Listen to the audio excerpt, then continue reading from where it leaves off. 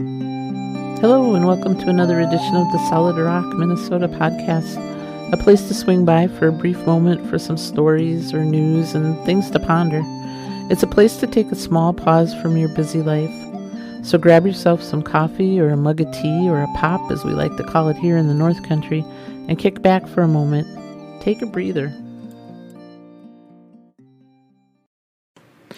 Years ago, my brother and his family and me and my family went up to the cabin for a few days of fun and let the kids go fishing and just be together. It hadn't been too many years before that our parents had died, and the cabin was kind of a place to go that felt like coming home. Our dad had built the one-room cabin many years before we were born, and my brother had added 2 more rooms to it, so it was plenty big for the 2 families to stay there. Many of our relatives still live in the tiny town of Grey Eagle, population 368, and probably of which half are related to us somehow. To this day, 40 years later, the minute I see that water tower in Grey Eagle, I feel like I'm coming home. One night after the kids were sleeping, we got to talking and reminiscing about all the adventures and times we had had at the cabin when we were kids. And looking around, there were many items that had been there since the cabin was built.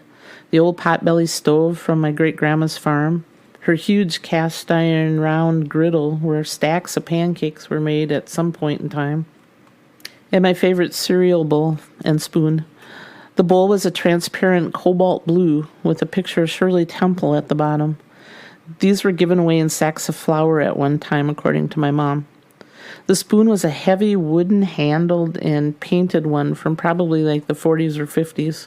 There was a whole set of silverware like that. As we were talking, my brother started talking about our great-grandma's house a few miles down the road. I was only about 6 months when she died, so I have no memories of her, but my brother has always had stories about her.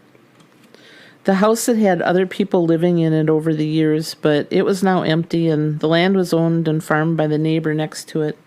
My brother had heard that the house was going to be leveled by a bulldozer and the land just farmed.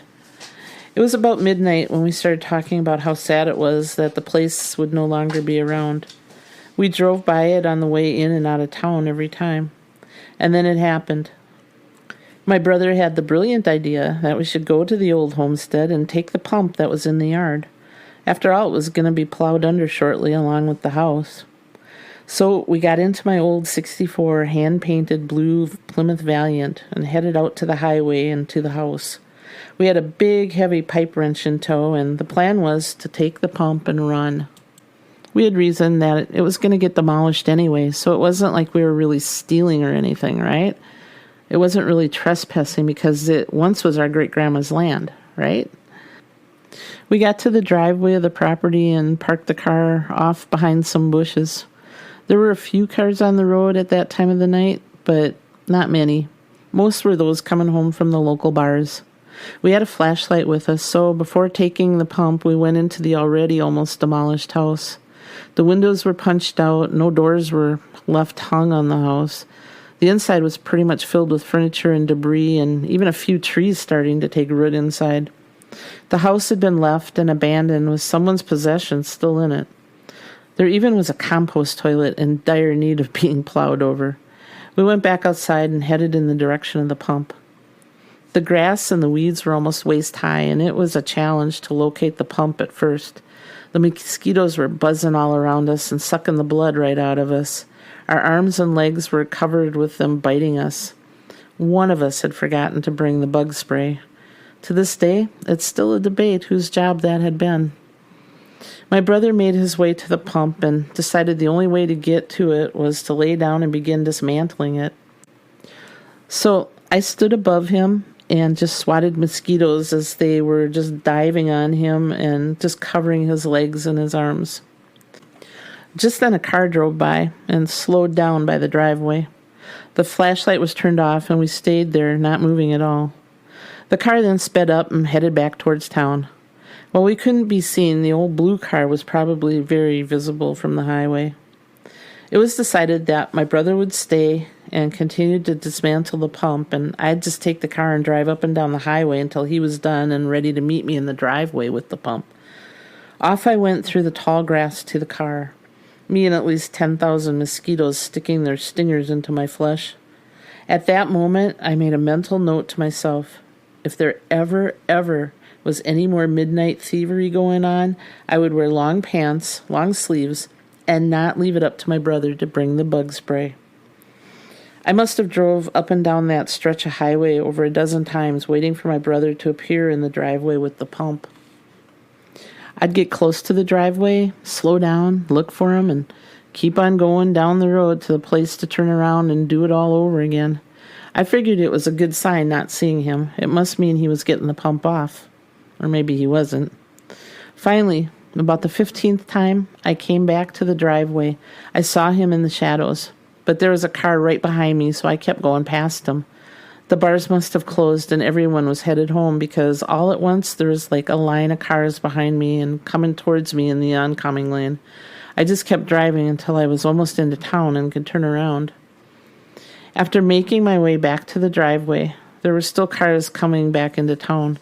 I finally found a place to turn around discreetly and I headed towards my brother to pick him up. There he was hunkered down in the ditch, flashing his light at me to stop. I turned in and he hopped into the car. Off we went to find a place to turn around and go back to the cabin. When I asked where the pump was, he explained it was pretty rusted on and he couldn't loosen it to get it off. And he had a skunk near him the whole time he was working on it. He said he had almost hopped out onto the highway when he saw a car coming, but then he realized that my car had a headlight missing, so it was easy to recognize. He was just hunkered down in the bushes until he saw the Valiant with the headlight missing. When we got back to the cabin and were telling the story of what happened, it was decided we would never, ever were to tell our grandma about our plan to steal the pump. We figured she'd be quite upset with our antics and potential thievery. Well, as luck would have it, word did get out about that night and our midnight adventures. My niece was singing like a canary to Grandma, all about how we went to steal the pump to bring to her as a present from her mom. Grandma sat quietly as we explained our rationale for trying to reallocate the pump. She listened carefully, not saying a word. And when we were all done and feeling a little guilty for what we had attempted, Grandma looked at both of us right in the eye, and she said, "Haven't you two ever heard of a hacksaw?" Thanks for listening to the Solid Rock, Minnesota podcast. Time is precious, and we're very grateful and appreciate the time you have taken to give us a listen. If you'd like more information about Solid Rock, Minnesota, or you'd like to hear some of our other podcasts, you can find them, along with our blog and Monday morning music, at our website, www.solidrockminnesota.com. You can also contact us there if you'd like your free Solid Rock, Minnesota bumper sticker. Just message us a place to send it and we'll pop it in the mail. Until next time, may you be filled with life, love, laughter, family, and friends, people who truly know you. Many blessings.